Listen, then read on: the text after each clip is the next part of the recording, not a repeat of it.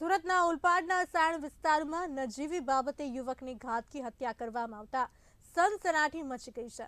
હત્યારા યુવકને પકડી પાડવા માટે પોલીસે ચક્રો ગતિમાન કર્યા છે।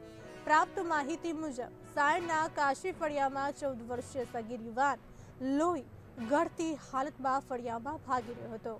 સ્થાનિકોએ સગીરને પૂછતા એ જ વિસ્તારમાં રહેતા અને મૂળ વાલિયા તાલુકાના ડેસર ગામનો વિજય વસાવા 2 દિવસ પહેલા જ આ વિસ્તારમાં રહેવા આવ્યો હતો અને આજે આ વિજય વસાવા નામના યુવકે હુમલો કર્યો હોવાની માહિતી મળી હતી। સગીર યુવકને હોસ્પિટલમાં ખસેડવામાં આવે તે પહેલા જ તેનું ઘટના સ્થળે મોત થઈ ગયું હતું।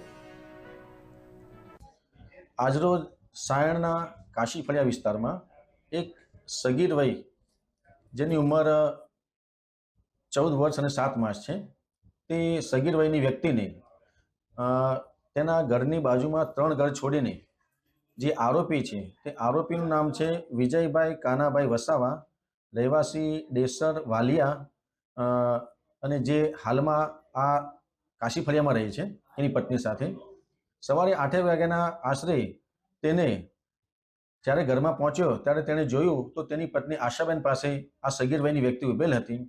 તો આ વિજયભાઈએ તે સગીર વયની વ્યક્તિ સાથે તેની પત્ની સાથેના ઝઘડા તેની પત્ની સાથેના શક વેમ રાખી અને આ સગીર વયની વ્યક્તિ સાથે ઝઘડો કરી અને સગીર વયની વ્યક્તિને ગળાના ભાગે ચાકુના ઘા મારતા આ વ્યક્તિનું મોત નિપજેલ છે।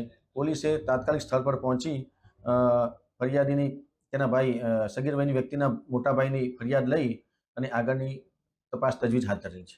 આરોપી બાબતે પોલીસે અલગ અલગ ટીમો બનાવી અને તજવીજ હાથ ધરેલ છે।